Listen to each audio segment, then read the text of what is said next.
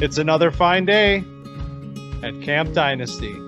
I am Counselor Austin, joined by Counselor Collin.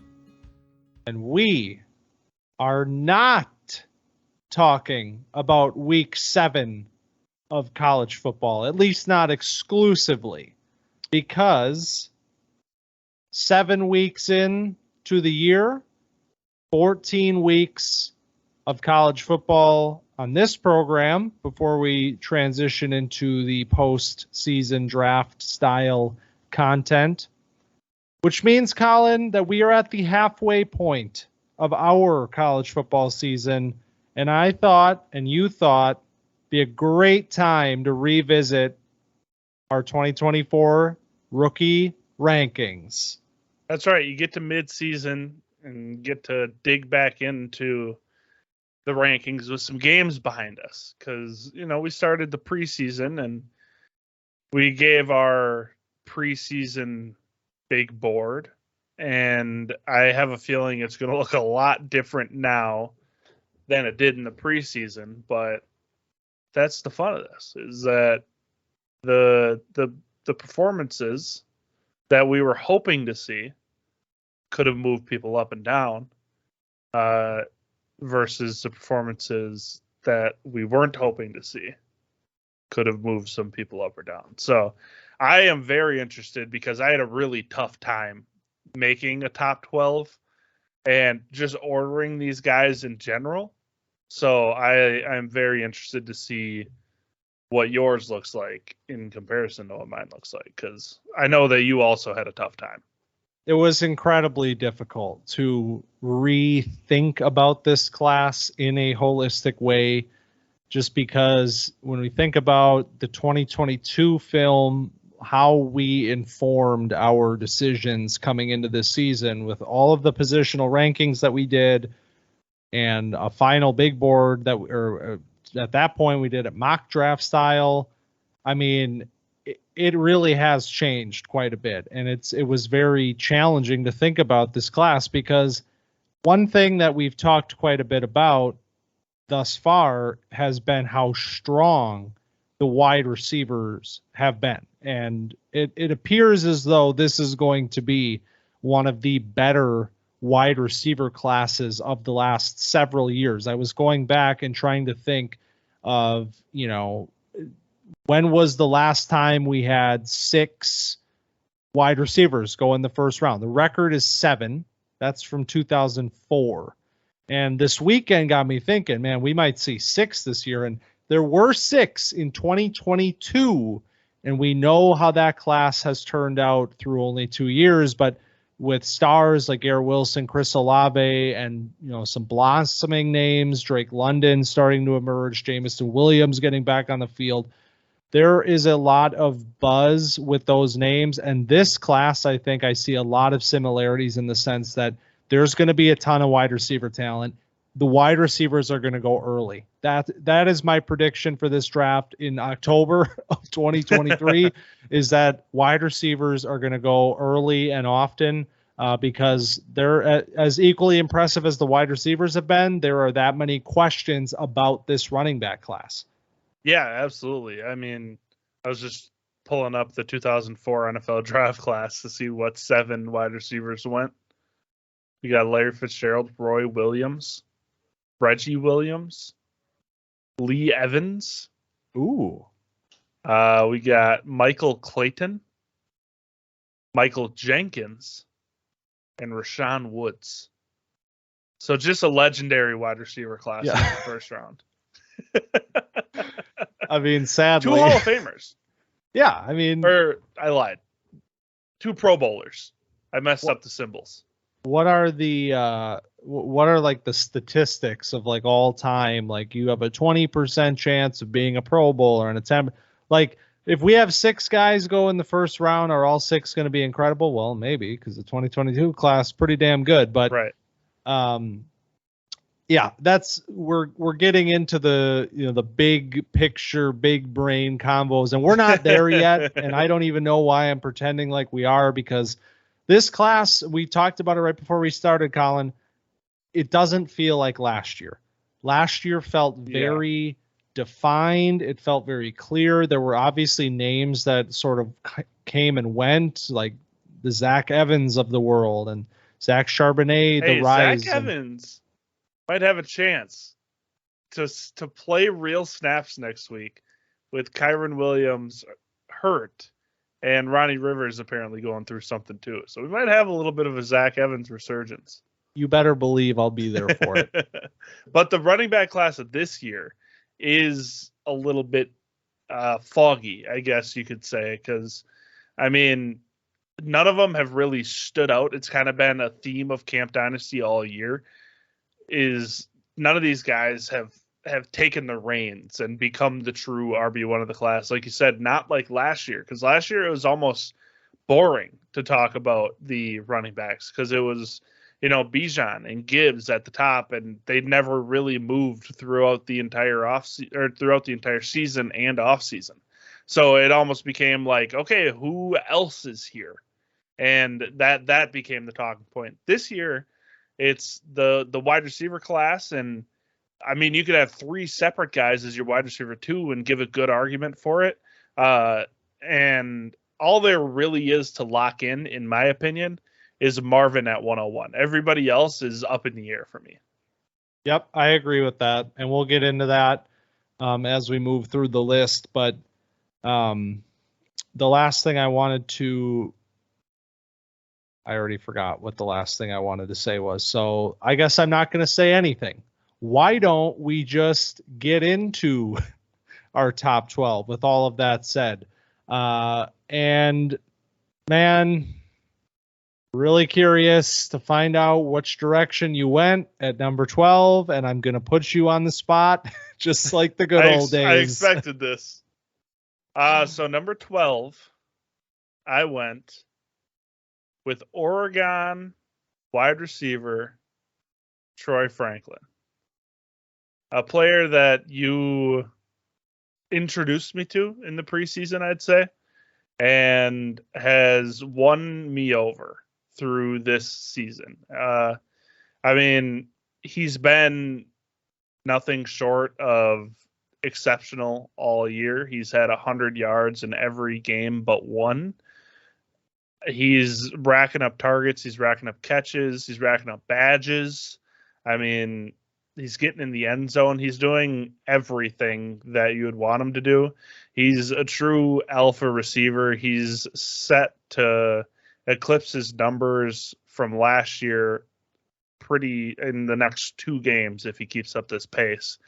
He's already got 689 yards and 8 touchdowns. Last year, his best season, he had 891 yards and 9 touchdowns. So he is fast approaching those totals. And I mean, the tape is every bit as impressive as the box score. I mean, he is just open all the time. He is a elite separator in this class, and everything looks so easy. He's so smooth. He looks like he's running on a set of rails. He's just snapping everything off so quick, so smooth, and it's just hard for the guys to keep up with him. So I got Troy Franklin here. So what I was going to say was that this obviously is a check-in. This is not informed by heavy tape grinding yet. That will come after the season. Yep. This is based on 2022 film plus what we have seen from these players through the first half of this season. Yep. Now, with that said, right before we started, I said, you know, these top 12s, man, they could look really different. Or they might be exactly the same. And we're off to the same start. Because I have Troy Franklin at number 12. Now, we'll talk about this at the end, players that just missed the cut. There were a lot of names I considered at number 12 right now, which says a lot about this class because I like Troy Franklin a lot. I think this is a really good player. And he comes in at number 12, and there are like a hungry pack of wolves behind him. Like, let me in. So as of right now, it seems like the depth of this class is going to be good. Those early seconds could be valuable, but obviously long ways away from knowing that for certain. But what I do know for certain is that Troy Franklin has had an unbelievable start to this season. Like you said, I mean, it feels like we give this guy a badge every single week. Last year, you saw the glimpses, you saw what you were looking for out of a player with a big time recruiting pedigree, a player that was supposed to turn into something really special at Oregon, and he's doing that and maybe more, maybe turning himself into a potential first round sort of NFL caliber wide receiver prospect. There hasn't been much this year that I've been disappointed with or that I have identified as an area that he really needs to clean up. One number that has stood out to me compared to last year is the contested catch numbers, because this was something that he excelled at in 2022. Being a ball winner, being a traditional X, that is really what this player is. We've talked quite a bit about that. He's a vertical winner. But the contested stuff, 1 for 5 thus far this season. So that's one number out of this whole thing that really stands out as a potential area of weakness or concern in terms of the box score. But man, the one thing I can say about Troy Franklin is look at how they used him in this big time game against Washington, and specifically how much Bo Nix relied on him late in that game. When they needed to make a play, when they needed to get big yards and move the ball down the field, it was Troy Franklin. And he was coming up with every single one of those passes, getting all of those catches. And the one, and that one of the final drives there, as the game was getting really close back and forth, Troy Franklin was the one that found the end zone there.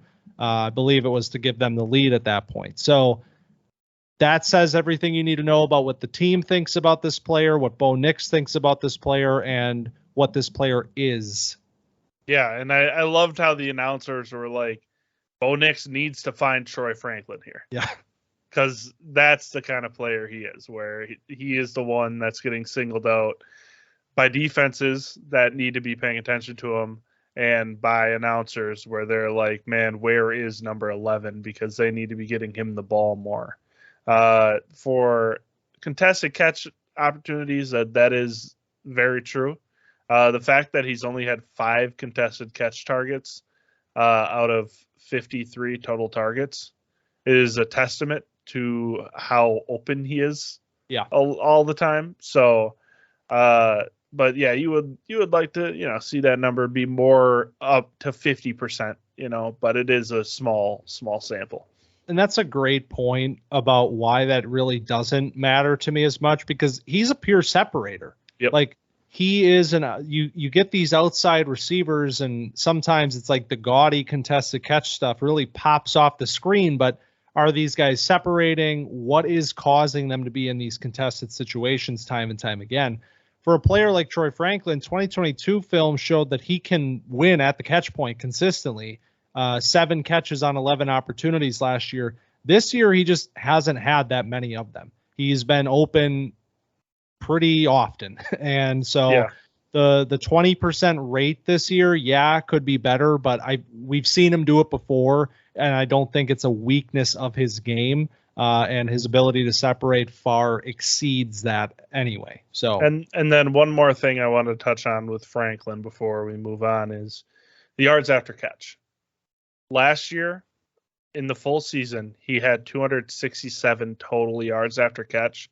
He already has more than that at 284 yards after catch and 7 yards after catch per reception versus 4.4 last year. So he is doing a lot more with the ball in his hands than he did last year, which is something that I mentioned preseason that I wanted to see more of out of Troy Franklin, and he is showing just that. And a lot of that comes because of his speed too. Like he's not a player that you get him into the middle of the field and he's going to, make guys miss, but he will separate and then finish those 9 balls. Like Yep. he's getting a lot of those yards after catch because guys just can't keep up with him. Absolutely. And so, all right, exciting stuff. Talking about Troy Franklin, a player, you can hear it already. We're very excited about the 12th player on this list and only 11 more to go, and we're only going up from here. So give me number 11. Number 11 is a running back. Hello, first running back of the program, Blake Corum. So Blake Corum is Michigan's running back. He has been having it's a solid season. It's a lower volume than we were anticipating going into the season. We had some questions about how much is he going to play? When is he going to be back to a full workload in this post-injury world? And it looks like they might just be keeping him on a pitch count. And that's totally cool because that preserves some semblance of draft stock, that preserves some semblance of value, and it lets him work back to full health, probably for playoffs, is what I would imagine. So he's not having a stellar statistical season, but he looks pretty close to the same guy, especially the last couple weeks that he was last year when he was vying for a Heisman Trophy before he got injured. So the numbers are not gaudy and it's not the sexiest thing, but Blake Corum looks like Blake Corum again. And that is the most important part because he can be a workhorse, though he is a little small. He can still carry the ball a ton of times. He can still run between the tackles. He can get dirty yards. And then he can also make people miss in the open field. So he's the complete package running back, and he's having a fine season. This is easily the hardest player this year for me to know what to do with. 100%. Like, the talent that Blake Corum has is significant. And it's a player that, like you said, he doesn't get badges at Camp Dynasty because his numbers are never gaudy. It's never like, oh man, we gotta talk about this huge day from Blake Corum. But for the last year and a half, he has been an exceptional running back. I mean, everything about the running back position, Blake Corum does well. And that's why it was especially shocking. And obviously the injury plays a part in this potentially, but to see him go back to school, to put more mileage on these tires, and to be a player that by the time he is drafted will be 23 and a half, going into his first NFL season, he will be approaching the age of 24. It's just a player that I don't know how to value in Dynasty. As an NFL player, as an NFL eval, as a running back, it's like, yeah, this guy's good. He's going to help any team next year and for several years. But Dynasty value, it's very hard to understand what this player is because he's an older player, because there's this mileage concern. And we've seen how that has worked out for talented running backs in the past. I mean, you think of Najee Harris, player that came in as an older back that, dealt with some injuries early in his career, and then suddenly it was just immediately over. The value's tanked. The production's basically gone. So I say that just to be like, I'm hesitant on Blake Corum, and he is, as of right now, my first player out of my top 12. He came in at 13, first man off my list. And we're going to find out a lot more about what to do with him exactly when we get to next spring. That's really what it comes down to for me.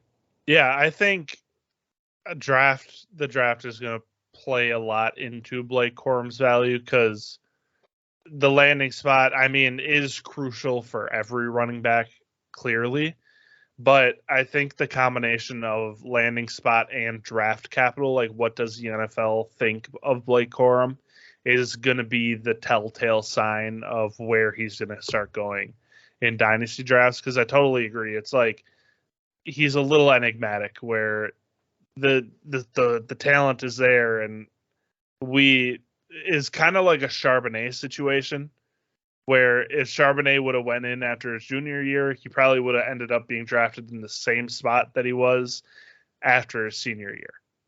And Blake Corum, he likely would have been drafted higher if he'd have came out after his junior year, because he's not having the production, and he's not putting the same type of tape out. Like he's putting, but it's all low volume. So right, the we'll yards see. per carry is about the identical. same. I mean, and he's going to have more touchdowns. Like that's true. It's just the yards. They're definitely managing his workload, like you said. I mean, that is definitely factoring into why this isn't going to be 1,400 yards again. Right. And, when you do watch him, it's the same guy. It's a quick feet, getting skinny through holes, getting tough yards when, boxes are stacked. That's why you throw on Corum's tape and it's kind of like, nothing's really happening here. But you see him running into these loaded fronts and consistently getting 4 yards a carry, and then having that ability to pop one every now and then by making a few guys miss. I mean, he is the definition. We said this in the summer, not a sexy running back, but he is effective as hell. And it will not shock me if he goes in that mid-second round in the NFL, maybe even as, RB1, RB2 drafted. And then you have to start thinking about, okay, this might not be a long-term piece, but if I want these 3 years of production out of Blake Corum, then, where do I value that? So right now I have these younger, higher upside players ahead of him, but if those players aren't valued as much by the NFL, then you have to consider that. So yeah, I think there's a little bit of the legacy of Blake Corum and like the aura around Blake Corum that is going to play into a GM's decision too, where it's like, yeah, he was almost the Heisman in 2022. He played for Michigan. I remember that Michigan-Ohio State game. All the scouts were there that day. I went there myself and watched them. And so clipboard in my hand. Yeah. So we'll see where Blake ends up in springtime. But 11 for me, 13 for you. Which means that 11 for me is Drake May, quarterback, North Carolina. So first and foremost, do you have him higher than this on your list? I do not. He's at 14 for me. Okay. So this was one of the big questions for me coming into this, was where did you land on Drake May? Because we both had him in the first round. When we did our way, way too early mock draft in the summertime, he was a first round pick, right about in this spot, if I'm not mistaken, number 11.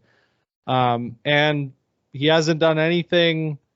He hasn't done anything wrong. He hasn't done anything to lose this spot, but I can totally understand with the depth of this class, with the sorts of names here at these skill positions, that you would drop a player even of this caliber out of the first. And that is something that right now I was not prepared to do, but I did certainly consider it, because it comes at the expense of guys like Corum. It comes at the expense of some other names that I really like that we'll talk about later.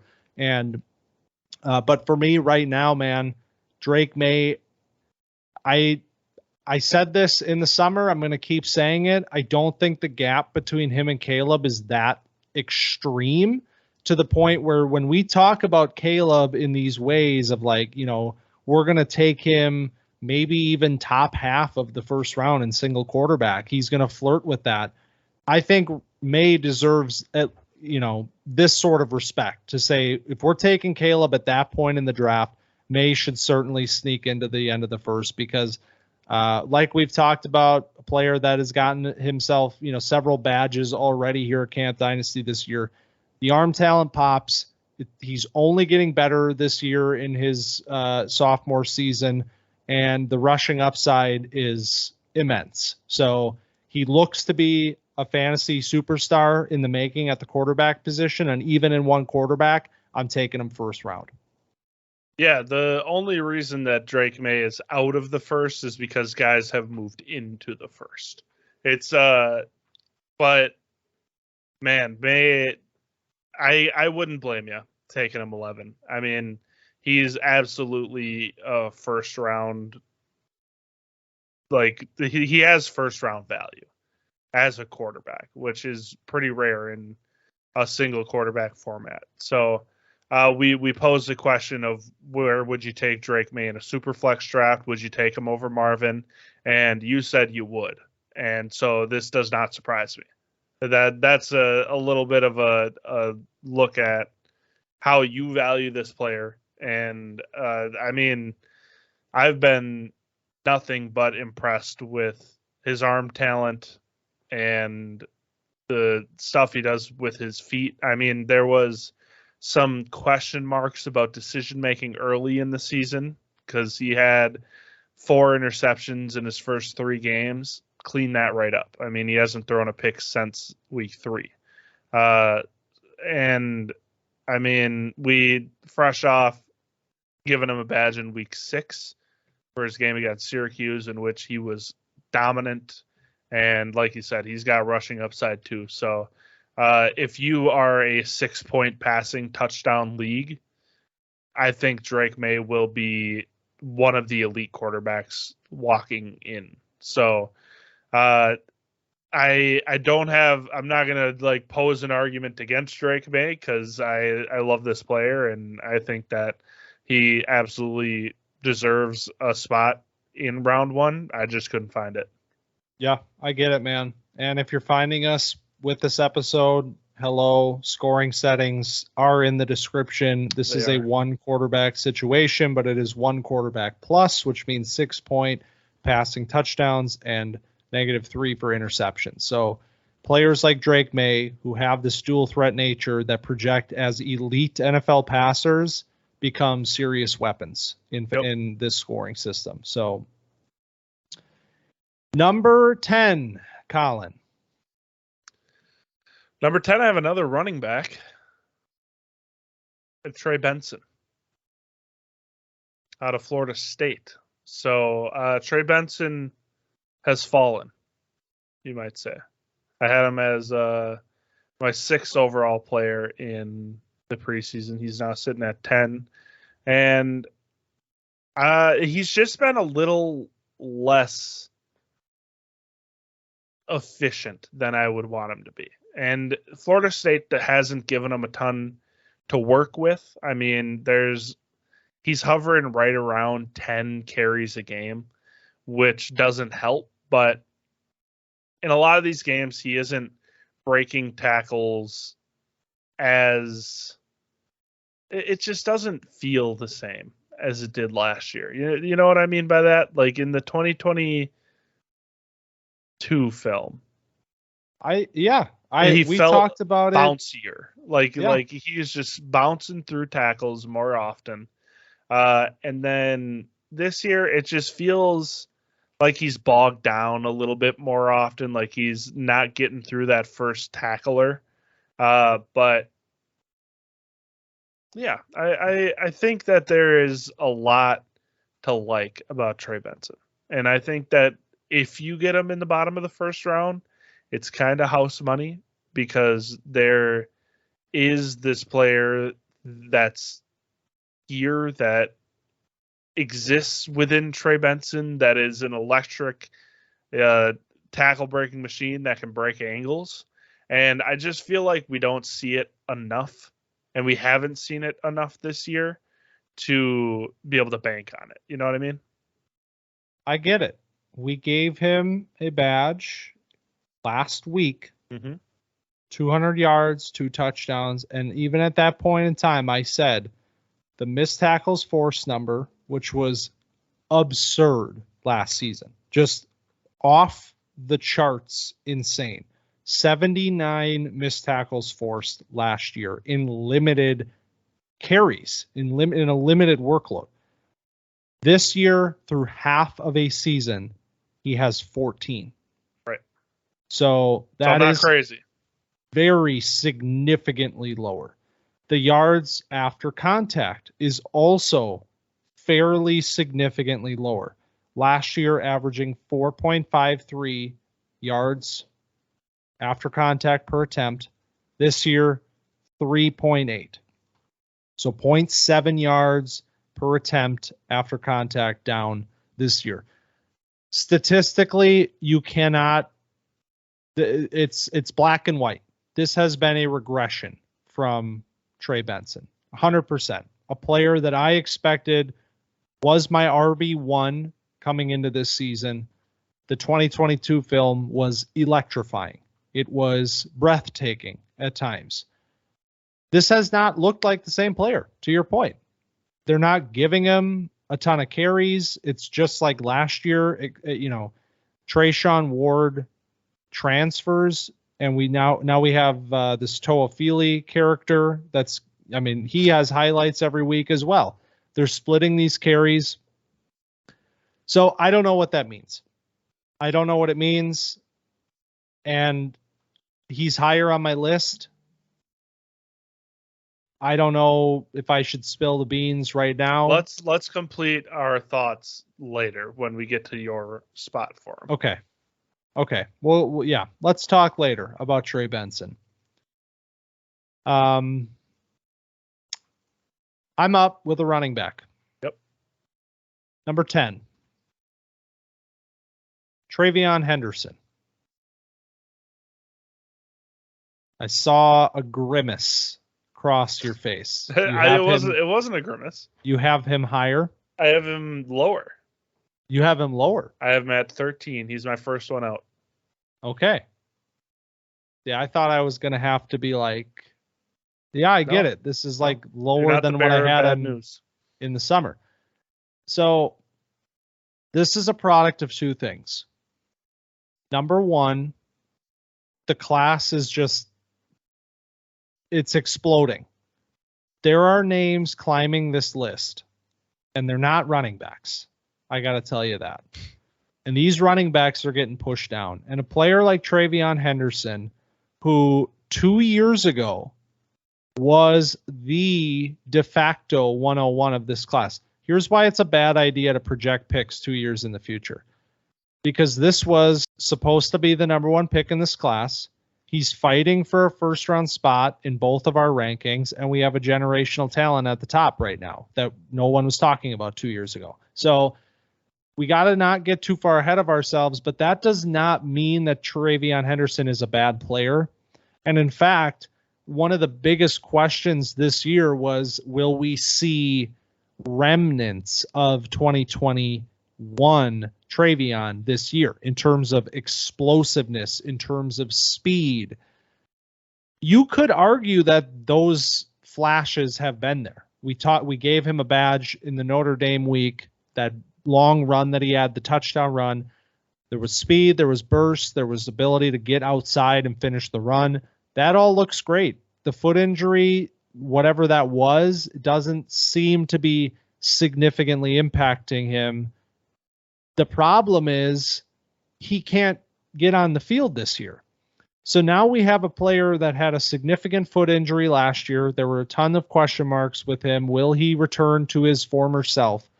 And even though it looks like maybe he has a bit of that juice back, now we have more injuries, and we have not been able to familiarize ourselves, get reacclimated with the player that could be RB1 in this class. And so at this point in time, I'm not ready to, shoot him up these rankings and give him the crown back. Like we're not there with Travion yet. What I love about college football, my favorite part, is undisclosed injuries. Yeah. Because I know it's actually unimportant in the grand scheme of things, but when I'm like, hey, what's going on with this player? And you look it up and, hey, Henderson missed the Maryland game with an undisclosed injury. He should be ready against Purdue. And then he doesn't play against Purdue. It's like, all right, so what are we doing here? That being said, we don't know if it's related to the foot injury, and that's the question mark that gets thrown up in the air, because of course it is. He has a surgically repaired foot, but the last time we saw him, he looked pretty good, and he had a little bit of juice, and he's looked pretty good in the first 4 games, but he just hasn't played since then. Also, Ohio State's O-line is getting a little bit worse. It doesn't look fantastic. And, I mean, last year you had Paris Johnson and DeJuan Jones, so if you're comparing it to that, it's going to be a stark difference. But it's not the same line that he was running behind in 2021, not even in 2022. So we'll see if he can work his way back and get healthy and, get back to old form. But as of now, he is not that. So hold him at 13, first one out, until he can potentially steal Blake Corum's spot. Yeah, it's the story of this class right now. Is these running backs? We said coming into the year, we need answers. We need to see stuff. These players are not, they're not getting thrown to the top of this class based off of what happened 2 years ago. There's too many talented players this year for that. And I really would love any of these running backs, to be quite honest with you, to really seize hold of it. And they're not doing it right now. And that's not to say Travion Henderson can't be a phenomenal NFL football player, but based on the evidence that we have for the last 1.5 years, it's getting harder and harder to envision that right now. 2021, that's a long time ago, and we can't hold on to that forever. And so hopefully we get some Travion. A long time ago. Yeah. Man, football sense. Wow. Think about what the world looked like in 2021 in your Dynasty League. Think about which players had value. I can't even picture 2021. They're all off your team now. Long ago. They got replaced by all the 21-year-olds. It's true. That's how that works. Cooper Kupp, right? He sucks. They're also managing Travion's workload. Yeah. A la Blake Corum. He hasn't had 15 carries in a game this season. And against Youngstown in week 2, he only had 5. So this is another player to monitor. I mean, again, coming back from injury, coming off of surgery. We'll see if he's holding up, but it looks like they are also going to be cautious with him. Number 9. Number 9 is a wide receiver from Washington, Rome Odunze.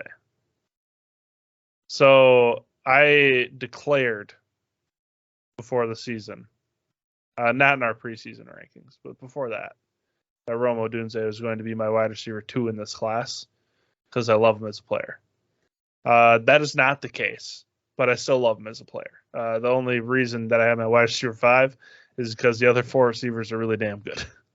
So Odunze, I mean, 6'3", 215, alpha receiver. He's going up, getting contested catches. Do you have him higher?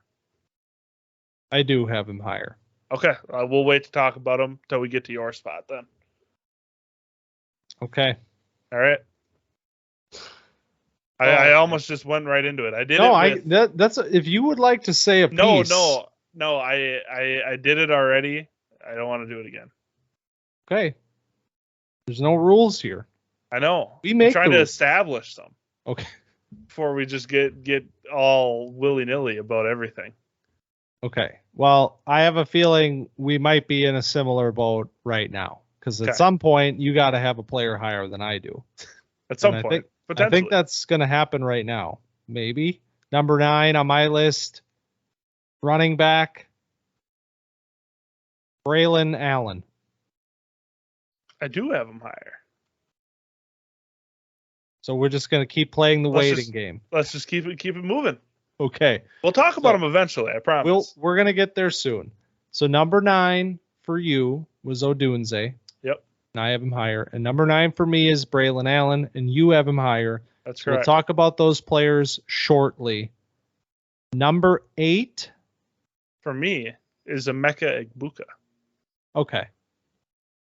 Let's talk about him. Do you have him higher? I have him 1 spot higher. Okay.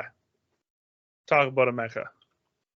So Emeka Egbuka has been lost in the Marvin Harrison Jr. limelight, but he also has been a little underwhelming on the production side of things. It hasn't been terrible, but it also hasn't been spectacular. Egbuka has also been a little banged up, so that is a little bit of a storyline. And he has only one game with more than 5 catches on the season. Now he looks pretty much like the same player. I mean, he has the same juice as he did. It's just the Ohio State offense is a little harder to watch than I would like it to be. It feels like this should be so easy, but Kyle McCord just might not be very good. I think that's the consensus that I'm coming to. We made a call home. I think it was week 1 or week 2. I'm gonna check. 1, I believe. Yeah, it was week 1. We called home for Emeka and Marvin, and that was actually a call home for Kyle McCord because we're like, get these guys the ball, man. And I mean, he's been getting Marvin the ball, and we'll talk about that later. But Emeka just is not getting very many targets. I mentioned he only had one game over 5 catches. He's had 4 targets in 3 of 5 games played, and that's just not enough for an elite playmaker, especially one that can make plays with the ball in his hands like Egbuka can. So a lot of his numbers have regressed. The yards after catch per reception is only 6.4, and that's independent of how many times he's getting the ball. That's just how many yards he's getting after the catch. His yards per route run has gone down. That's kind of a byproduct of how often he's getting targeted, because if you're running a lot of routes, not getting targeted, can't get yards. His ADOT's about the same, so he's not getting many explosives. His longest catch is only 28 yards. So I'm going to blame Kyle McCord for his lack of production because that feels right. Yeah, I'm not really concerned right now with this, whatever's going on here, the lack of production, and certainly the injuries here have played a part in this as well. Egbuka was our collectively number 2 wide receiver going into this season, and by no fault of his own, he has lost traction in this class. I mean, there are just extremely talented players in this class, and Egbuka is one of them. I truly still believe that this is a phenomenal NFL wide receiver prospect. But I think one thing with Egbuka, and we talked about him sort of playing this slot role, kind of being a JSN-esque presence for this team. And the big thing with JSN last year was, he's not playing, but we're not gonna ding him. Unfortunately, there just weren't names to take JSN's spot. He had that level of talent in that class, and this year there's just guys that are surpassing him. And I hope that the second half of this year is full of targets, full of yards, and it becomes a little bit easier to remember, what you saw in 2022 versus these other top names. But by putting him at number 7 in this class right now, which is where he is for me, this is in no way of saying this is a down year. He's plummeting down the board and all this. If anything, it just says this draft is deep as hell, that a player like this comes in at number 7.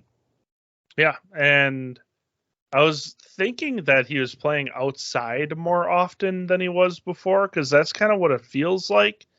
But the stats are not saying that, so maybe I'm tripping. It's the stats are telling me that he's played 75%, which is a career high in the slot. So numbers don't lie. They don't, and tape lies apparently. No, does PFF grade lie? That's a number. No, it does not. It is absolutely. Then he has regressed this year. Absolutely. Me and PFF agree. Okay, so your number 8 player is? My number 8 player is Caleb Williams. Okay. So where is he on I have yours? him a bit higher. I have him at 6. Okay. So this is going to be one of the biggest conversations of the year. Once we get out of college football and we really start to talk about final rankings and getting into the draft cycle, what happens to Caleb Williams in Dynasty rankings? Because in the preseason, I had him at number 7. And I said at that point in time, that's pretty much as high as I'm going to put a quarterback in these scoring settings. And right now, it's literally just a case of I respect the talent of these wide receivers so much that there are names pushing him slightly down the board. It's another one of these cases where I'm seeing, what I view as potentially high-end elite level wide receiver prospects, and I am choosing them over a quarterback. But this is still one of the best quarterbacks that we've ever seen. And I know that's hard to accept coming out of a week like this, because now we have the folks. Remember what we said? Yep. Do you remember what I said? What is the one thing people will turn on him for? We talked about the size, said, no, they won't do that. Well, what if he all of a sudden starts turning the ball over a lot?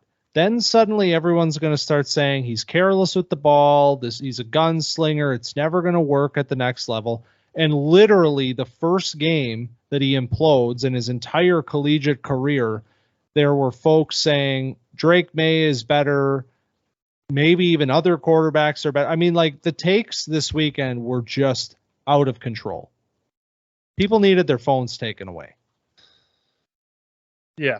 So I'm on Bears Twitter, which is a fun experience because one of my best friends is a Bears fan. I apologize. I'm sure he's listening. And so he, I end up seeing a lot of his stuff that he interacts with on the For You page. And the amount of people, since they hold pick 1 and pick 2 and they have an uncertain future at quarterback, they're like, well, we don't even want Caleb Williams now. Like, there's no reason for us to take Caleb Williams. It's just like Justin Fields all over again. He's running around back there. He can't process. He's throwing it just up for grabs, whatever. And a lot of people agreed with those takes. And like you said, people just need to put the phone down for a second and think. I mean, the kid has thrown 9 interceptions before this season. He's thrown 4 total this year. 3 of them happened to be in one game. That's correct. But good Lord, the activity that was on the TL, just saying things that they clearly have only watched the one game of Caleb Williams, or they must have only watched the one game, because if you watched any of his first 5, you would not have any of those opinions. There's no way you could have any of those opinions. And like, be honest with yourself that that is the truth that you believe, because it's embarrassing. But there is a little bit of Caleb's gone rogue, and usually it works out. And that's the key, is like, he'll go and he'll like run around for a while. And this is what we criticize him for in the preseason. And this is what I'll continue to criticize him for, is like, he's trying to make a play. And the fact that he has the talent to make the play like 75% of the time makes up for the 25% of the time that it doesn't. But that 25% of the time, it's like he took a sack for a loss of 20. Or he threw a pick because he trusted his arm a little too much. And that's where the Notre Dame game, it all accumulated. to here we are. Like, this is his worst game ever. And many people are now all over him. And I'm just disappointed with the discourse, but I'm not surprised because we knew that there was going to be some point that there was going to be this discourse, and we were just wondering what exactly it could be. And you hit the nail on the head. It was just as bad as we thought it could be. And I mean, to be clear, it's okay to criticize this performance. Yeah, of course. Like, no one is sitting here trying to say like this was an excusable performance from Caleb Williams. Like, this was a bad game. It was. And honestly, he last also week took 7 sacks. Right. And last week against Arizona also was not his best week. So now we have these back-to-back games where you see a little bit of mortality from this player, but to say that, 2 weeks overrides the entire body of work here and suddenly he's exposed and he's not the player that we thought he was. I mean, it's just lazy is what it is. Like, people want to react to something. They want to be contrarian to something. Like, it doesn't, 3 picks in one game doesn't mean that he's a bust. It doesn't mean that he shouldn't be the first overall pick. In fact, there's only more and more buzz from NFL circles that teams are like locking in on the number 1 pick, like never before, trying to get this player. So, like I said, I mean, he's at number 8. That is still an incredibly high spot for me to put a player. And honestly, as things kind of even out a little bit and we start to figure out a little bit more about this class, I think that position could climb closer to where you have him right now at number 6. Yeah, let me actually talk about his ranking now. Go for it. Just because I can get that off my chest. I get it. I have him at 6 because he is, one of the best quarterback prospects we've seen in a while. And he also has rushing upside, but the reason I have him at 6 is because I'm just tired of not putting quarterbacks high, especially with this 6-point passing touchdown.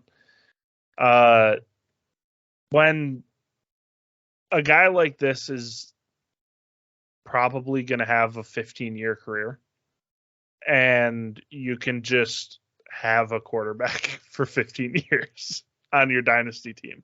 And like, that's worth more to me than my wide receiver 4, So I'm just throwing him at 6 and I feel great about it. That's my justification for ranking him so high. And I understand if you don't want to have a quarterback that high, because you do need to start probably 3 wide receivers or 3 running backs, or depending on how many flexes you have. And so you need those positions, but I'm just getting my guy and setting and forgetting. Draft elite talents. That's what we learn here. And if, I wouldn't have these wide receivers above him if I didn't think they had elite NFL upside. If they were anything like the wide receivers last year, not including at least JSN, I'd put Caleb above all of them because the talent is just that much better. And honestly, going back to Drake May real quick, I think we're gonna get to a situation where these 2 players are locks in the first round and that they're going higher than we're used to seeing. So we'll get to that point, but for now, respecting Caleb, respecting the generational label and what we saw in the 2022 film and what we've seen up through this point of the season. So, are you giving him the generational tag? It's an exclusive tag at Camp Dynasty. See, I'm actually starting to subscribe to the idea that it's no longer an exclusive tag, that we can just throw that word around when we want to say like, this guy's really good. See, because I thought we talked about this. I've been purposely not saying generational. I did it behind your back. Oh, God. Like, I think I called another guy generational the other day. Was it Dallas Turner? Maybe. No, I think it was Brock Bowers maybe. And I was like, 3 years ago, we had another generation. So what is generational? It's not, we're not seeing these guys every 10 years, but do I want to say that Caleb Williams is a step above most other quarterbacks that I've ever watched? Yeah. Okay. I'm going to call him generational then. Okay. So that's my new philosophy. And all right. We can decide if that is the Camp Dynasty official. Since Trevor Lawrence. Yeah. Yes. All right. Where are we at? We are at. That was number 8 for me. Yeah. And number 7, I have not done my number 7 yet. Your number 7 is Emeka Egbuka. Yep. Mine is Raheem Rocket Sanders. So this is a interesting player, I'll say, because he hasn't seen the field very much. He's been hurt with an undisclosed injury this season. So we got a so-so performance week 1 against Western Carolina. That's a thing. Had 2 touchdowns, only 42 yards on 15 carries. He was out since that game till week 5. Only had 11 carries, turned out for 34 yards. Not good. Then he played Ole Miss in week 6, 8 carries, 15 yards. Even worse. So he has had a poor season, to say the least. So he has fallen down my rankings. He was my number 2 player in this class in the preseason. He's fallen all the way down to number 7. And it's just because the best ability is availability. When he's been on the field, he has not looked good. And the patented rocket has not been there. So for those reasons, I'm out, I guess, is the easy way to say it. Well, if you're out, then what does that make me? Because he's not in my top 12. Oh, brutal. Yeah. Let's have a conversation about Rocket Sanders. So this obviously, like you said, was your number 1 running back coming into the year. He was my number 3 running back. He was behind Braylon Allen, behind Trey Benson, but he was ahead of Travion Henderson and Blake Corum. Right now, it's a player that scares me a lot. He scares me a lot. And one-hit wonder, maybe. Yeah. So there's some concerns right now with potentially conditioning, with football shape with this player, and he's dealing with injuries. And when he gets back on the field, he does not look even remotely close to the same player. And to be quite honest with you, I was not as enamored with the 2022 film as the stats make it appear. A player that has 1,400 yards rushing. He was my number 3 player, but it was more so on the sense of I wasn't in love with anybody else on that list. So I'm not trying to say Rocket Sanders, RIP, type up the gravestone, may God rest your soul. But for right now, it sounds like that's what you're saying. I mean, he can prove me wrong. He can come back into this conversation, but I don't think he is going to enter the conversation for me at the levels of what it seemed like he could have coming into this year. I think some other players, despite the question marks, and honestly, we're going to talk about this later. There's running backs right now that are not in my top 12, that were not in my top 5 coming into this season, that are really impressing me. Like, we'll talk about them later. I didn't stick them into the first round here yet, but there are a handful of guys here that are really impressing me, and I would not be shocked that one or more of those players kind of starts to feed into this, first round running back conversation, because these guys that we had, I mentioned this last week, maybe it's a matter of reinventing what you thought you knew. rethinking about a class, saying, just because I had this guy at number 3 doesn't mean I need to keep him there. And right now, Rocket is not doing enough to prove to me that he belongs in this conversation. That's totally fair. And I dropped him from number 2 to my bottom half of my first round, and mostly am keeping him there because I did love the 2022 film, but that's gonna go away pretty quick. I mean, if the back half of the season looks anything even remotely close to the front half of the season, I mean, there's no reason to keep him in even the back half of the first round. So he's holding on to the spot, but there are a lot of guys that would be happy to take the spot. So unfortunately, this is a little bit of a Raheem Sanders funeral. It sounds like we're laying him to rest. Here's the thing. Wouldn't be shocked if he goes back to school. Right. Like, yeah. There's going to be guys on these lists. There were last year. There's going to be guys that go back to school. This is one of them that I think has a shot. If this season does not go to the, if it continues in this direction, you got to think he's going to try to prove himself one more year, because he's not an old player at this point. He's 21 right now. He would be newly 22 next April. So get drafted, be one of those late 22-year-old running backs. It's in the cards for him, but we don't need to get that far right now. But it is shocking what we've seen this year after the performance from last year. It's absolutely worth noting, I think. I mean, it's not like crazy to bring it up, because if he does have an injury-riddled season all year and he ends up with totals that he's on pace for, the draft stock is not going to be where he would have expected it to be. So I could see him going back for sure. So I don't think it's a crazy conversation to have. I don't think it's too early to have that kind of conversation, but we do need to see how the back half of the season goes. But so far, not so good. So number 6 for me, this is where we get to talk about Rome Odunze. Ooh.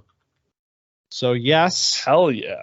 I do have Odunze over Emeka Egbuka. If you're doing math at home and you've listened to Camp Dynasty enough, or you know enough about this class, you can probably deduce that this is my wide receiver 4 as of right now. And a lot of what we talked about, man, in the preseason with this player being extremely impressed by his 2022 film, but just wanting to see a little bit more consistency from him, see him take his game to the next level. In my opinion, that is what we have seen through one half of 2023. I feel like he has evolved his game. Some of the areas that we wanted to see more from him, he's showing it. He's putting it on tape. Number 1, the contested catch numbers are way up this year. 7 for 10 thus far, good for 70%. That is compared to the 25%, 4 for 16 from last season. He's proving that he can be that down the field ball winner that he flashed in 2022. And we said, if you take this up a notch, if you turn this into a consistent part of your game, something that we can count on as a player that has the athleticism and the ability to stretch the field as a 6'3", 215-pound player, if you show that ability to then win balls down the field and play a little bit of that alpha wide receiver game, then we're talking about you in a different way. And so far, that's what we've seen. He has been an absolute alpha. Washington has been one of the stories of the year, and it's Odunze leading the charge, being Penix's guy once again this year, but even at a better clip than last year. 736 yards so far this year, and he had that 1,100-yard season last year. on pace to eclipse that, will almost certainly eclipse his touchdown numbers. 7 last year. He's up to 6 now this year after the 2, including the game winner against Oregon last week. He's evolved, and he's becoming an elite wide receiver prospect, in my opinion. I think I might like your list better than mine. Just because we give Rome Odunze at 6. I mean, I wish I would have put Rome at 6. The good thing is this isn't final. You know, I know. This is a check-in. You're right. He's been so good this year. I mean, Washington has been a blast to watch, and that has to do with the whole offense. Like, this whole thing is a well-oiled machine. Odunze, McMillan, Polk, and of course the big Penix energy leading the charge. Big Penix energy. Big Penix energy.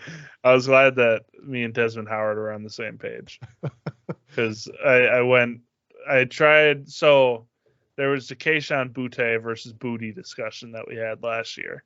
It ended up being Booty, and so I was like, you know what? I'm pretty sure it's Penix, so I'm going with Penix, and it ended up being Penix. But me and Desmond Howard, we're on board the Penix train. So that's one way to put it. The big Penix, we're all on it. So Odunze is the one receiving most of Penix's load, and that's exciting because, man, I love to watch that. we Dynasty after dark. Hell we yeah. made it. It is late, and I've been up for way too many hours. But in all seriousness, the Odunze, there's not many things that he can't do. He's not really, there's not a lot of flaws in his game. I don't know how he is as a blocker because I haven't watched the All 22. But when it comes to being a receiver, he has improved in all the categories we've wanted to him. If I can speak now, he's done well. He's a good player. Hell yeah. He's improved in all of the places we've wanted him to improve. So having him at 6 is a real nice spot. Having him at wide receiver 4 is also a real nice spot because of the other 3 that are ahead of him. So I'm a huge Odunze fan, and one of the many reasons I love watching Washington. RIP the Pac-12. Yeah, unfortunate. What a shame. One thing we haven't really discussed yet with these wide receivers outside of the contested stuff, which is part of it, but hands. A lot of good hands players in this class. You don't have to worry about it with a lot of these guys. Troy Franklin actually is the one, I think, right now with the highest drop rate, and it's still sub 10%. It's higher than it was last year. So he had sure hands last year, a little bit higher this year, but guy like Odunze, 2 drops on the year on 57 targets, and they both came in the same game for sub 5 drop rate for him. So a lot of sure-handed players, bigger players, field stretchers. I mean, like, this class is full of these sorts of players that you can project as maybe something special at the NFL level. Guys that can elevate a wide receiver room, can elevate an offense. And I think Odunze is within that conversation right now. Yeah, I agree. This is a very different class in that sense than last year, because there were a ton of question marks about, like, what roles are these guys going to fill? JSN, he's a slot receiver. He's a pure technician. What's it going to look like? And we've seen kind of the fruits of that in his first season, where he's not seen the field a ton because they're running a bunch of 2 tight end sets, and he's a slot receiver. Quentin Johnson, I mean, he's a deep threat. He's good with the ball in his hands. What's going to happen there? Jordan Addison, he's a thin player. He doesn't deal well with press. What's going to happen there? And I think this class is like, we have a bunch of X receivers that can win at the catch point. And they can plug into basically any scheme, any offense. And that's pretty special. Well, we haven't even made it to the top 4 of this class, which I would argue is the real special group here. But We're on number 5. Yeah. Do we know your number 5? Do you want to finally talk about Braylon Allen? Yeah, let's do it. Yeah, let's do it. So forgot about that guy. You had Braylon Allen at number 9. I have him at number 5. I just think that if there's a running back that has taken the RB1 mantle, it's Braylon Allen. And I think that because he has the frame, he has the breakaway speed, and he's been just, I don't know. It feels good to watch Braylon Allen in this offense. He's making it work. I liked what they had with him and Ches Malusi. It felt like a nice 1-2 punch. Unfortunately, Malusi went down with the injury, and now it is Braylon Allen carrying most of this load. I mean, he's had more carries in his last 3 games than he did in pretty much all the season. So they're giving him the rock, and I just like what he's doing from a power back standpoint. And I can't stop thinking about Braylon Allen on the Ravens. That is like all that's been on my mind for like 4 weeks, is like, hey, let's get this kid in a Ravens jersey so he can take some hits for Lamar. So here's my thing with Braylon Allen right now. I have him ranked number 9, but that comes with a caveat that I can almost guarantee you he will not be number 9 when we draft these players next summer. Like right now, I am respecting the talent of the players ahead of him and putting him in this spot. But I think you're right. So Allen was my number 2 running back coming. I think he was your number 2 coming into the year as well. Is Yep. that correct? That is correct. So number 2 running back for both of us coming into the year. And I mean, talk about all the big, the talking points with Braylon Allen, the age. He's a 19-year-old player. He was running for 1,200 yards as a 17-year-old in the Big Ten. That's nuts. Insane. Talk about his frame, his 6'2", 240 or whatever he is now. Just absolute brick shit house. Running through guys again. We got the truck stick moment this week. All the physical tools are there. The production boxes are checked. Everything. I just don't think he has arrived as that sort of a player yet where I feel confident projecting him above these wide receivers. I don't see the talent right now superseding some of these wide receivers. When he gets drafted in the 2nd round in the spring, he will instantly become a top 5 player in this class. That's pretty much my guarantee. So I'm doing the cheeky thing right now where I'm doing the talent stuff because there is no landing spot. I don't know where this player is going to be, where he's going to be drafted. So right now, based on talent alone, I have him at number 9. But he's still my RB2, and I still think of this class of mystery, he has been one of the only ones that hasn't really hurt himself like some of these other guys have. All that being said before, if he's going to wear the Axiom helmet, the Power Ranger helmet that has no top bar and it's just the visor coming out, I don't know if I can rank him this high. It's just, I understand it's a safe helmet and like it's for concussions, but like the guy's trying to protect himself, man. It looks like shit. And it's my least favorite. I tried to talk myself into it because it's, becoming a popular thing. I know this is not the content people are looking for, but good Lord, is that an ugly fucking helmet? Excuse my language, but Jesus. So I don't love that. Do you love 21 receptions halfway through the season? I mean, it's good, but it's kind of fake because it's also only 80 yards. So 4 yards per reception. Yeah. If we're doing quick math. That was so quick it made my head spin. I didn't even realize what you said. It was so quick. But yeah, last year he had 13 receptions, 104 yards.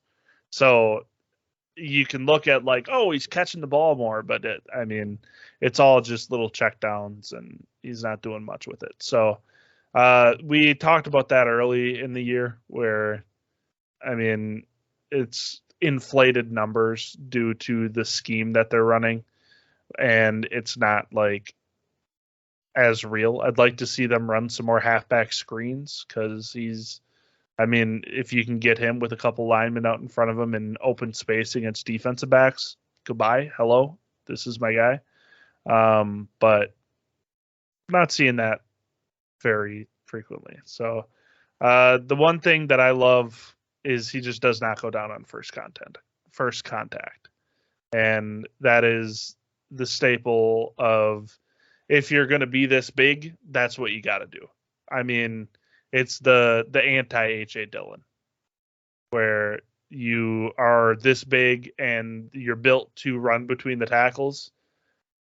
You got to be able to break that first tackle. And that's what leads to having 6 yards per carry, is because you break that first tackle and you fall forward for that 4 or 5 yards, and then you can break one every once in a while. Sorry, AJ Dillon, for the shot. You don't agree with the AJ Dillon comps that I saw on the timeline this weekend? Because I did see that. Is that because they both live in Wisconsin? I feel like that's got to be the only way you can compare them. Yeah, probably. Yeah, it's got to be. Were they both in Door County for a weekend? Yeah, just hanging out in Fish Creek. Hell yeah. Great place. Okay, I want to talk about another running back because Trey Benson's up next. Oh, right, Trey Benson. You remember that guy? I do. So what I'm learning here is that we're both holding on to our RB1s pretty tightly. We're not letting them go. I have this full tier break between Trey Benson and Braylon Allen. That is, I will 100% admit it. I'm not too proud to say it. Me being hopeful and stubborn that this is still the player I saw in 2022, because that player to me was exceptional. And I don't know, we were starting to get into this earlier in the episode. I don't know what the problem is. I haven't watched the tape yet, but I will. And at that point in time, when I watch Trey Benson's 2023 film and think about what is going on here, then I'll have a pretty good understanding of what's going on. Is this real regression? Is this a product of something in the offense? What is going on? But for right now, I'm just holding firm that this is the best running back in this class and a player that can be a difference maker. The 79 missed tackles number still lives very large in my head. And some of the things he put on film in 2022 were, like I said, just exceptional for a running back, a player that you can see coming into the league and being a real difference maker at the running back position. It's not the same player in 2023, and we're going to find out why.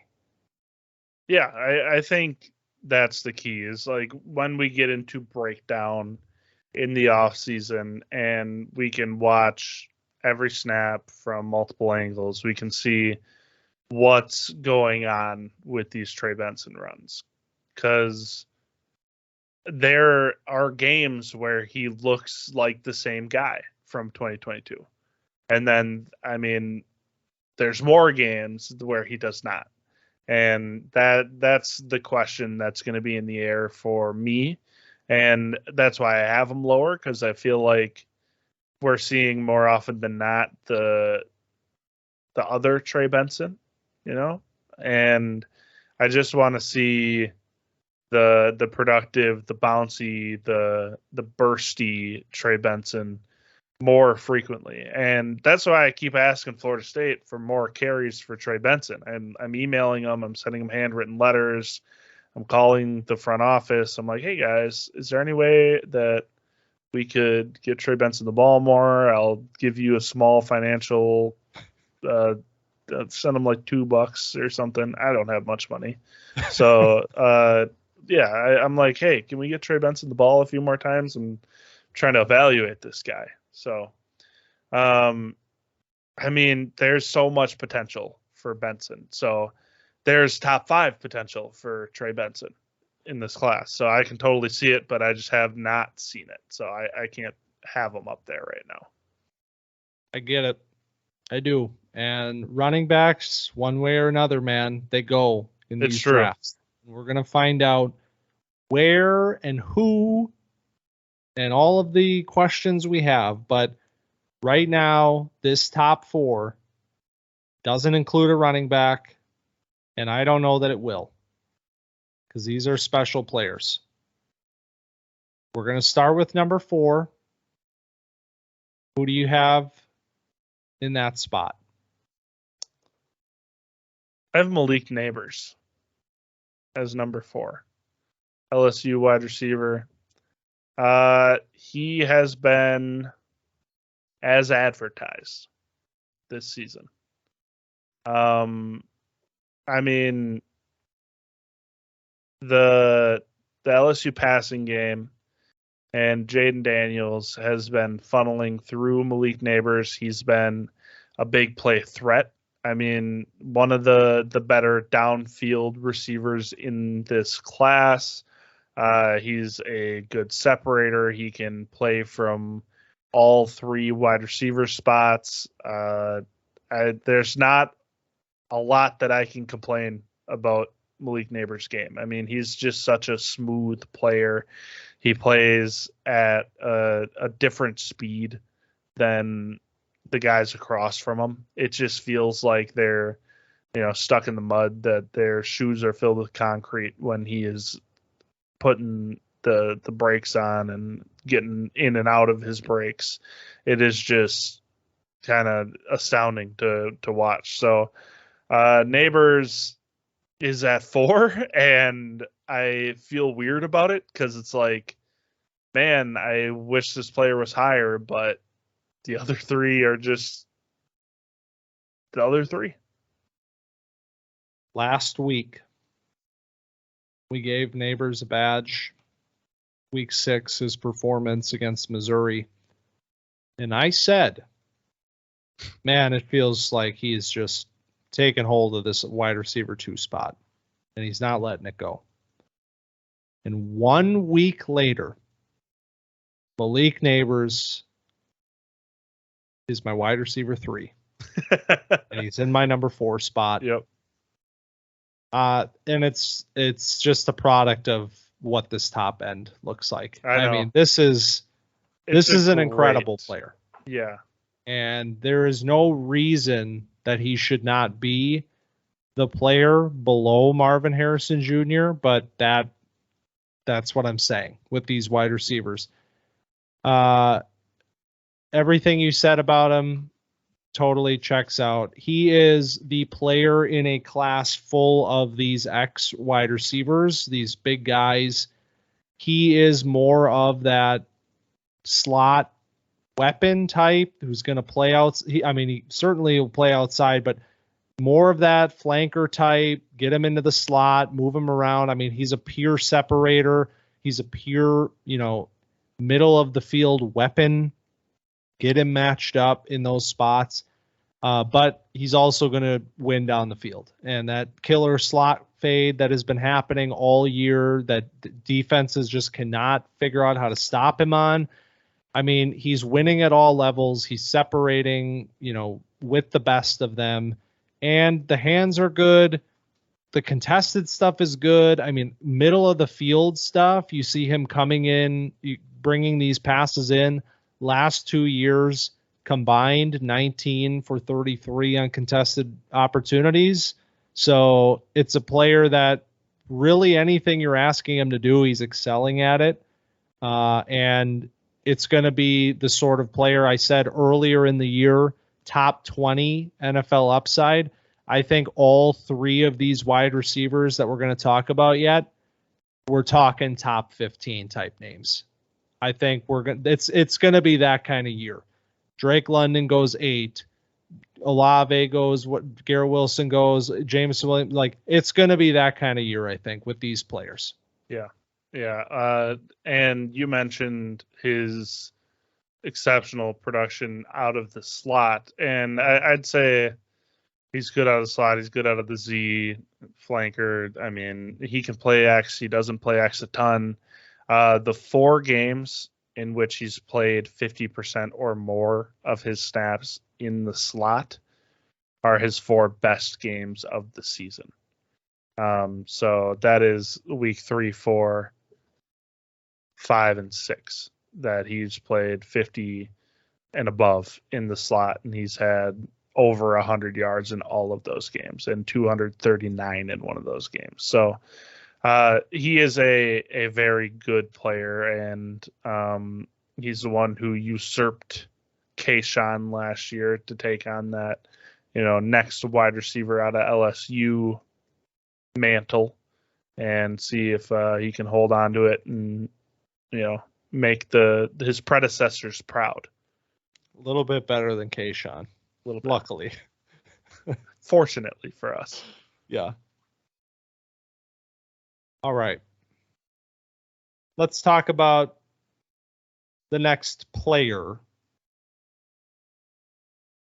Your number 3 player is a tight end, Brock Bowers, out of Georgia.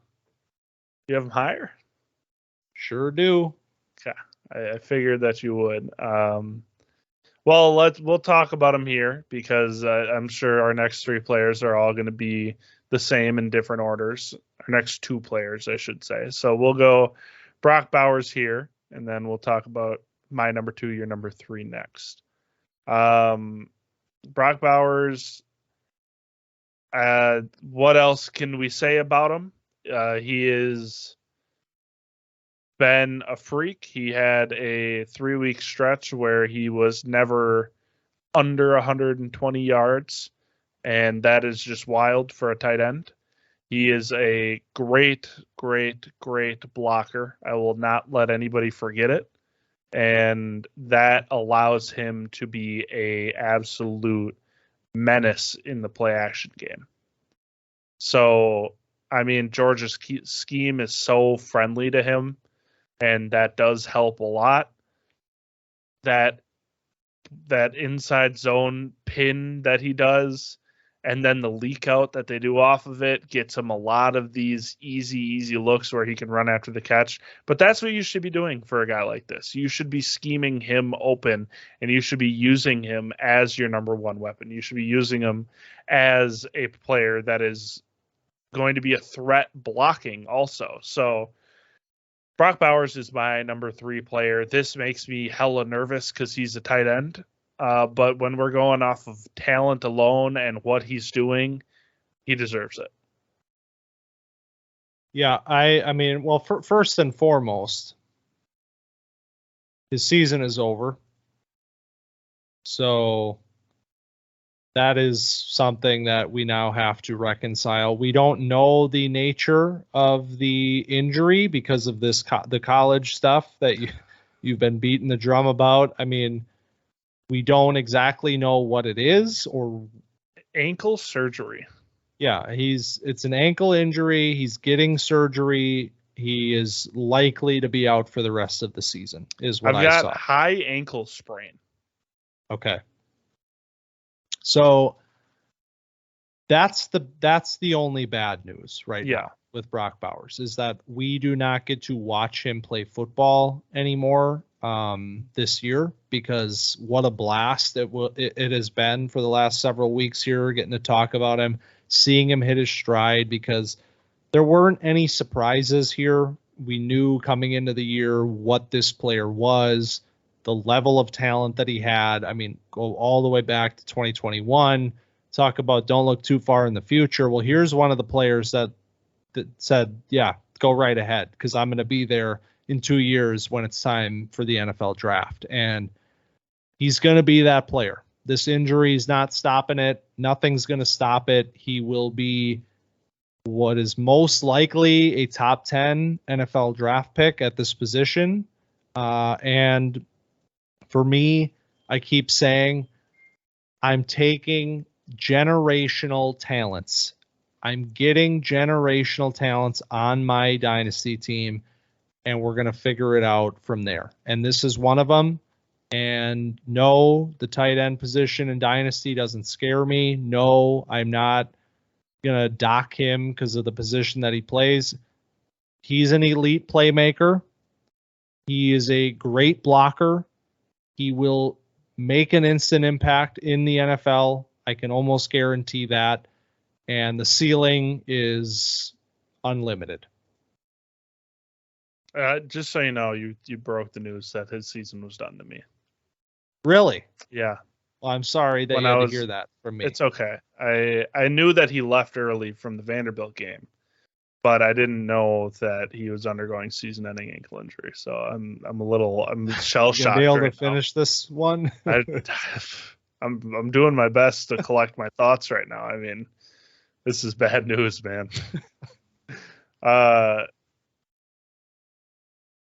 Damn. Brock Bowers. It's okay. Saw the last of them. Okay. We'll talk about him in a few months. Be all good news again. Talk about how incredible he is. We'll get all sorts of Kyle Pitts conversations. Everyone's gonna love it. Kyle Pitts. We love talking about Kyle Pitts. Kyle Pitts 2 weeks in a row. Hey. Hell yeah. There's gonna be a lot of insufferable comments, stunking, receipt grabbing from me, in the next few weeks. Anyway, now that I'm mourning. There's going to be plenty of time to talk about Brock Bowers, and we will get there. The next player is one that I'm really excited to talk about because unlike Bowers and unlike Marvin Harrison Jr., this is a player that was not on our radar necessarily. We knew the name. We had the name in our back pocket, but not in this capacity. Not a player that you expect to be talking about top 3 coming into this draft season. But through one half of this season, Keon Coleman has done just that. He has not only announced himself to Camp Dynasty, but he has seized hold of this elite draft position in a loaded draft class. And the play that I want to talk about is the play that single-handedly snatched him back the wide receiver 2 spot just when I was ready to give it to Malik Neighbors and let him run away with it. Keon Coleman soars 40 inches into the air and grabs a ball with one hand, and you start to think to yourself, this just might be the next best thing to Marvin Harrison Jr. in the upcoming draft class. Yeah. I didn't expect to be here with Coleman. I didn't expect to be at my number 2 overall player and my wide receiver 2. But here we are. And earlier this week, I saw an article from Sports Illustrated in 2021, the college football preview, about Keon Coleman coming into Michigan State as a freshman. And the headline was, the Michigan State freshman could go down in history as the greatest dual sport athlete of all time. And I unfortunately could not find the article again. I was trying really hard. But the other headlines that are just on the cover of the Sports Illustrated with a picture of Keon Coleman in both football and basketball jersey are, could Coleman be the first to win the Heisman and the Naismith? This is the caliber of athlete, let's just say, that Keon Coleman is. I mean, 3-star basketball recruit and a 4-star football recruit, if I got that right, because I don't understand things, and you are the one that can research this stuff. I trust you wholeheartedly. Thank you. Now that I've really supported myself. He's having a fantastic season, and he's making defenders look stupid week in and week out. And that's what I need my number one wide receiver to do. I mean, I need you to go up over the top of people and catch it on their head, and then like tap the top of your head and tell them they're too little. I need you to hurdle people in one smooth motion and then run into the end zone. Make one-handed catches that look really easy, but if I ever tried to do that in my life, I'd probably sprain multiple ligaments. I mean, he's just a freaky athlete that is bringing it all together into a great wide receiver. That's really what it is, because based on what I've seen from Coleman, I mean, he's not close to the level of a technician of Malik Neighbors. Like, I actually am curious when I dive into the film, like what does the route running really look like? Because you see a lot of these plays, the highlight grabs and all of that, you see that, but what does he look like on a route-to-route basis? Is he separating? Is he running a lot of varied routes? These are questions that I can't say I have definitive answers to right now. But what you just said about this player's athleticism and the ceiling that he has, I mean, there is no NFL team right now that isn't looking at this guy and thinking, what can this player be for my team? Because the sky feels like the limit. I mean, 6'4", 215, extreme athlete. The basketball background shows up every single week with the vertical and the highlight reel grabs and going over the top of guys. And then this catch this week was arguably the best of them all, where I don't even know how he got that high, pulls it in with the one hand. I mean, the entire internet crashed for a second when he made that play. And that's the kind of stuff, man, that it's sending him straight to the top of this class. And like I said, we're going to dive into the tape. We're going to see what does this really look like. But early impressions, there's no way that you can't watch what he's doing on a week-to-week basis and think, yeah, this is going to be one of the top 4 players in this draft class. Yeah, absolutely. I'm watching his high school basketball highlights right now. He's so good, man. This is, I mean, the bounce that he has is just effortless, just going up and like dunking on. I mean, they are little white kids, I must say. And it is Keon Coleman, so it's tough, but just a freak in every sense of the word when you talk about athleticism. And I'm probably not going to get him on any of my dynasty teams with the outlooks of my first round picks, and that makes me sick. Sick brag. Well, that's not a good thing because I want Keon Coleman on my team. It's because I don't have any firsts I get in one of my leagues, and the other one they're too high. 44 targets, 0 drops. Yep. Keon Coleman. Hell yeah. All right. One last player. No surprises, no shocks. It's been this way since whenever we started talking about players, July at some point. Yeah.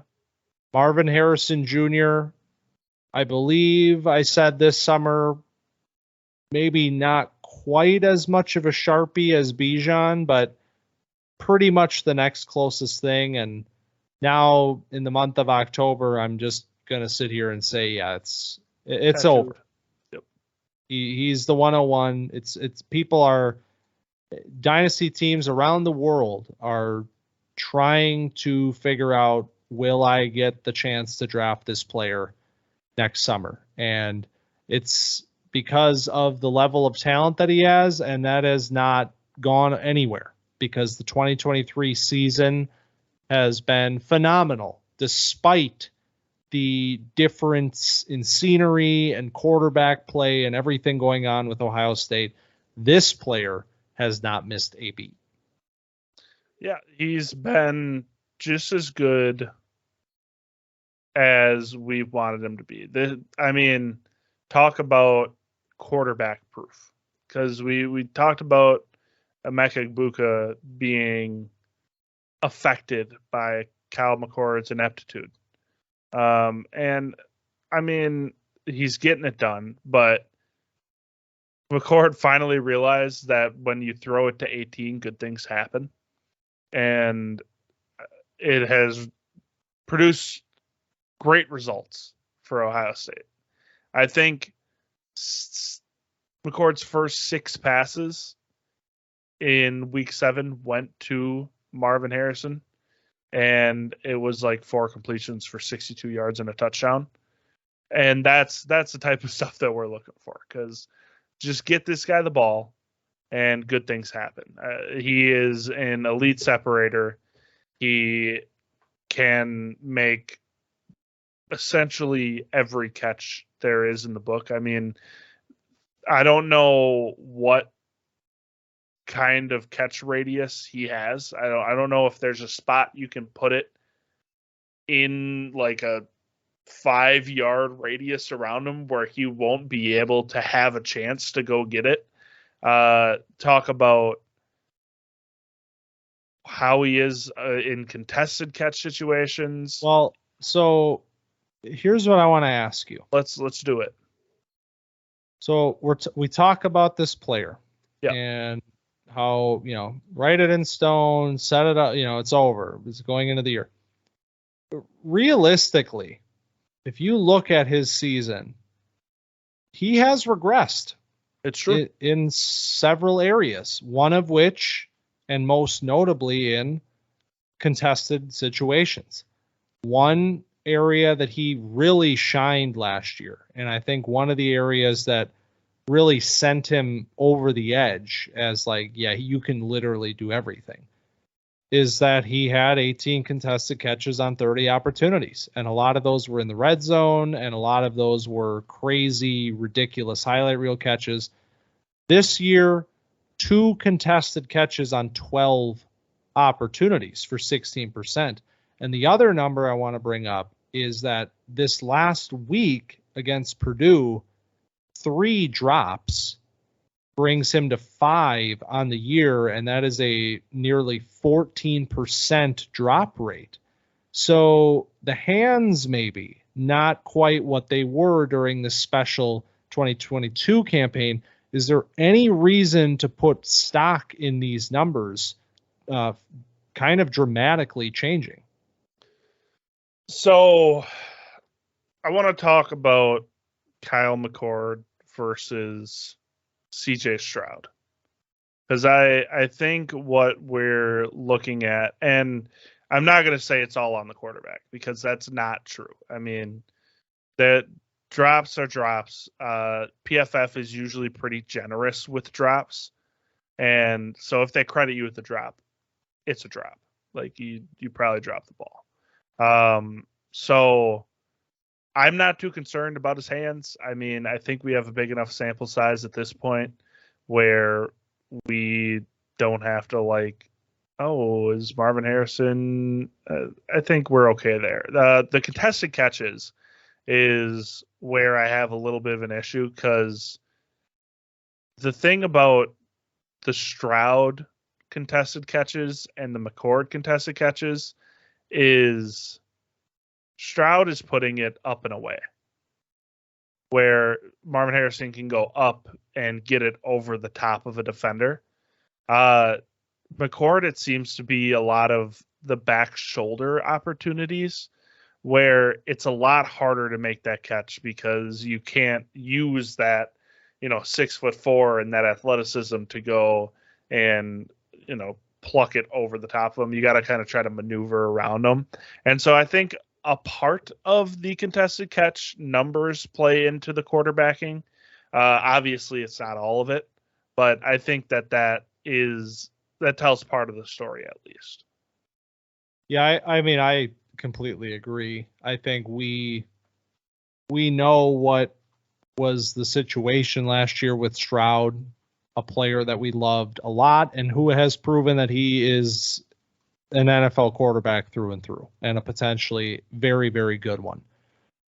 And I do agree with what you're saying, where contested catches, yeah, it's a wide receiver stat and all that, but it's going to be dependent on where the ball is being placed. Are you giving that player an opportunity, a good opportunity to make that play?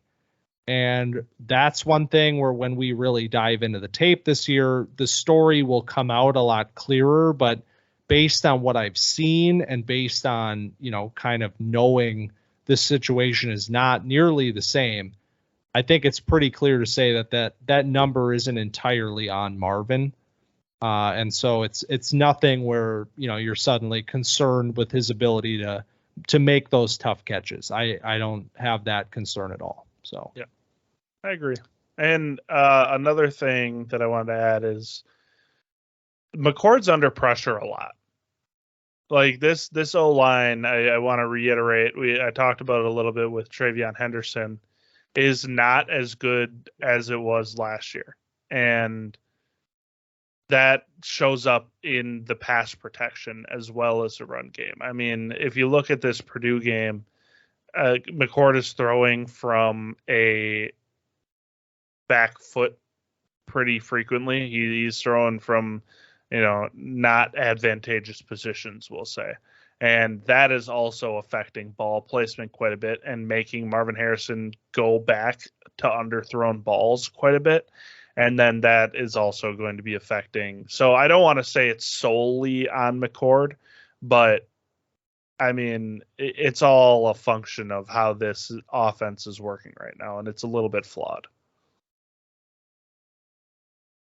So what we've learned in this very extended but very fun glimpse into the 2024 campers and how they are stacking up halfway through the 2023 season is that the top end is kind of still the same with the guy we have on top, but some new names emerging on top, and certainly a lot of movement compared to where we were only a few short months ago, and certainly more movement to come. So it's a fun class. It's a deep class. There's a lot of talent here. 12 deep we were today, and there were still guys that I was excited about, that I am excited about. We had, multiple players that made it onto each other's lists that weren't on the other. It's that sort of a class. I am very excited about it. And if the running backs find their footing and we get to a spot where we can feel confident about any number of these guys, you're starting to talk about something that's potentially special. So very exciting. Any names quickly? Lightning guns. Yeah, we're getting the rap from the producers. I got it in my ear. Like, come on, figure this out. Any names? Just my two that missed the cut were Travion Henderson and Drake May. So we talked about both of them. Those are my two honorable mentions. Okay, so for me, there's a ton of names. Like, we could sit here all night and be like, oh yeah, the third round, man, crazy. But the one name that really is standing out to me at this point in time as a name that I want to become more familiar with, that I think could have a bigger impact on this class than maybe it seems like right now, is Marshawn Lloyd from USC, the running back that we gave a badge to a few weeks ago, and he's having a great season. And every time I watch USC play, which has been a lot this year, Marshawn Lloyd pops. He has big time burst. Like, that is immediate. He has that lightning quick shot out of a cannon type of a burst where he diagnoses the play. and he's gone. And then he gets to the second level, and he has the ability to make people miss, and he has the ability to run through guys. So in a class where, there's a lot of questions here and blah, blah, blah, I was very tempted to throw Marshawn Lloyd into the first round already. I'm not there quite yet, but this is a name that I think we're going to be paying closer attention to over the final 7 weeks of this season. Yeah, no, I totally agree. I think in a season that we were going to be closely watching USC, it was interesting to see the running back be one of the main players that we are paying attention to, because it seems like nobody has grabbed a firm hold on that spot that was held by Jordan Addison last year as the bona fide wide receiver one of, Caleb Williams' favorite guy. But the second player in this offense that we might be paying attention to after Caleb Williams is Marshawn Lloyd. And so we'll see how high he might go. If he ends up getting into the fringe of this first round, we'll see. But definitely an interesting player that we'll be definitely watching one way or another. Also, Bucky Irving, real player, good player, not afraid of the size. We're learning size doesn't matter. I'll be a Bucky Irving fan this year. Size has never mattered. All right. That is midseason, top 12, and a little bit extra. Like I said, a lot of fun and a lot of fun left to go. We have 7 more weeks of fun back to our regularly scheduled programming next week with week 8 badges and all of that. So if you enjoyed hearing our little mid-season recap of what's going on, be sure to find us on X, formerly known as Twitter, which eventually we're going to stop saying, but I'm not there quite yet. I don't know if we will stop saying it. Eventually, right? Well, no, you know what? If we don't ever let it die, then it's never truly dead. That's right. At camp_dynasty is how you find us there, and check out our TikTok channel at camp.dynasty, where we now have several videos going up every single week. So if you want a little bit of a glimpse at what's going on the YouTube channel, you can check us out on TikTok, or you could just subscribe to the YouTube channel. That's just Camp Dynasty, where video feeds of the pods go up every single week. Collin has a new background, very, very tranquil, very nice camp-themed background, so check that out. Over here. I'm liking it a lot. I kind of want one of my own, but and of course, like, rate, subscribe, review, follow, and share the podcast feed, which is still the bread and butter at Camp Dynasty. You can only get the campfire crackling on the podcast feed. You're not going to get that on YouTube, so be sure to check us out there as well. Hell yeah. Have a great week, everybody. Have a great week. Thanks for stopping by, Camp Dynasty. Next time you speak to us, Austin will be a married man. It's true. I am getting married this weekend. So no college football on Saturday for me. Maybe a little bit. Oh. Just kidding. I'll have it in the pocket. Yeah. I'll be elbowing them. All right. Thanks for stopping by Camp Dynasty this week, and we'll see you next week.